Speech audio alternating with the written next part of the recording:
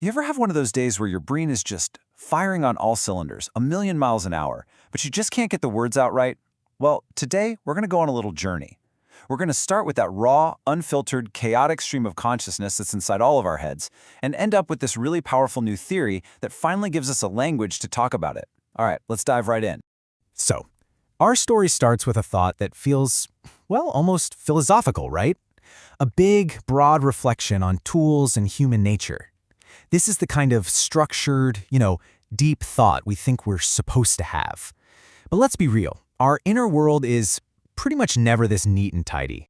Yeah, because right next to those big, profound ideas, we get moments like this, just raw, unfiltered self-doubt.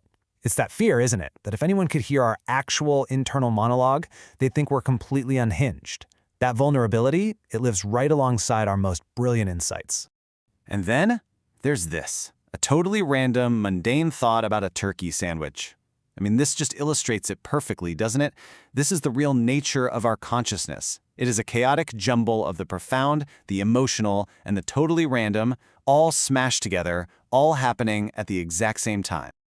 So that really brings us to the central question here.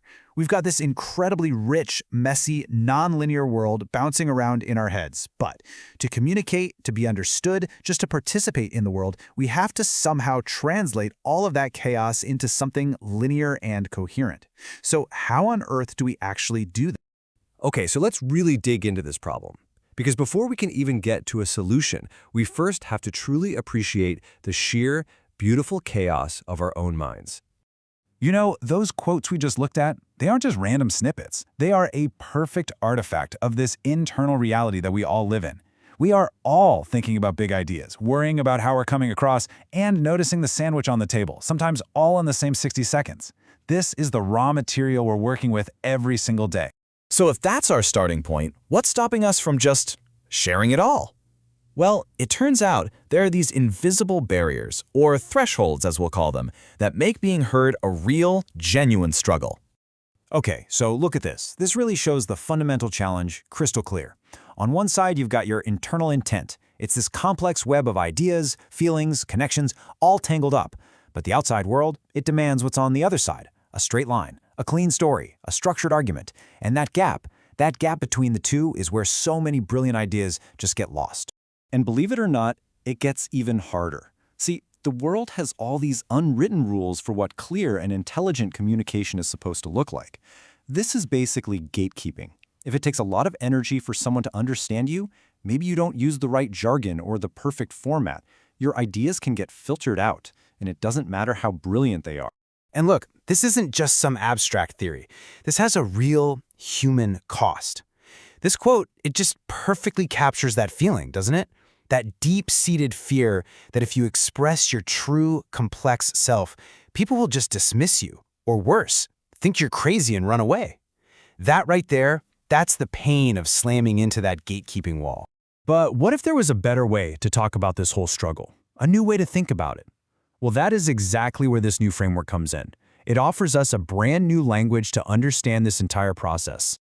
Okay, this is the absolute core idea of what's called Coordinative Access Theory, or CAT for short. And it's a big one. It says that your ability to participate in the world, at school, at your job, in society, it's not actually about how smart you are. It's about how much energy it costs to get your idea out of your head and into a form that other people can actually grasp. So the theory breaks this cost down into two key parts. The first one is called the threshold of expression. Just think of it like your personal energy bar. It's all the effort it takes you to fight that blank page, to organize your thoughts, to find just the right words, and then finally hit send.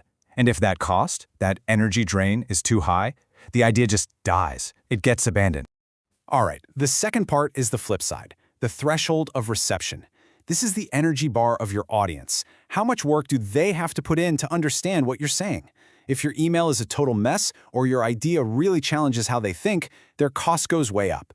And when their cost is high, they're much more likely to just ignore it. So the key thing to get here is that it's a two-way street. Okay, so if communication is all about these energy costs, these thresholds, where do our tools fit in? Especially the big new ones like AI. What's their role in all of this? Well, CAT has a great name for them, our coordination infrastructure. And this is not just about AI, not by a long shot. I mean, think about it for a second. The printing press, the telegraph, the internet. Every single one of these technologies totally changed the cost of expressing an idea and the cost of receiving it. And in doing so, they completely reshape society. And this is where AI gets a really specific and, frankly, powerful definition. It's not just some fancy writing assistant. Cat calls it rhetorical middleware.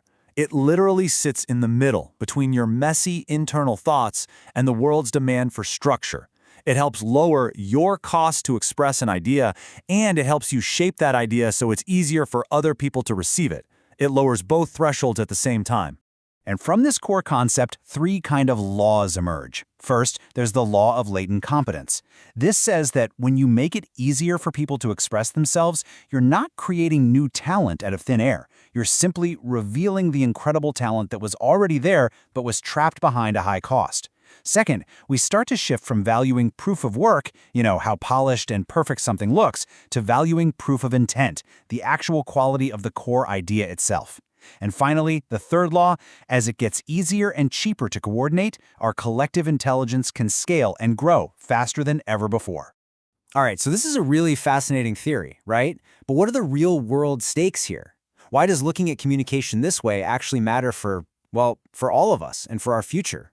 For me, this is maybe the most powerful takeaway of the whole thing. This theory, CAT, it completely reframes the entire debate we're having about AI.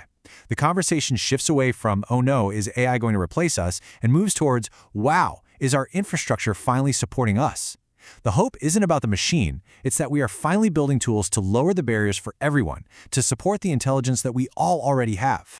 And the ultimate vision here, it's pretty profound. The theory suggests that when we drastically lower these communication costs, we're not just, sending emails faster. We are actually wiring up the nervous system of humanity. We're allowing insights and ideas and even empathy to flow with way less friction. We could be moving from just a collection of isolated minds to something that looks a lot more like a coherent collective intelligence. And that leaves us with one last pretty provocative question. For basically all of human history, being heard has had a cost. It's required energy, privilege, access, you name it. But what happens if our tools keep driving that cost down, closer and closer to zero? What happens then? What are all the incredible, messy, beautiful, world-changing ideas that are currently trapped inside our heads that will finally get out? When the cost to be heard is gone, what will we finally say to each other?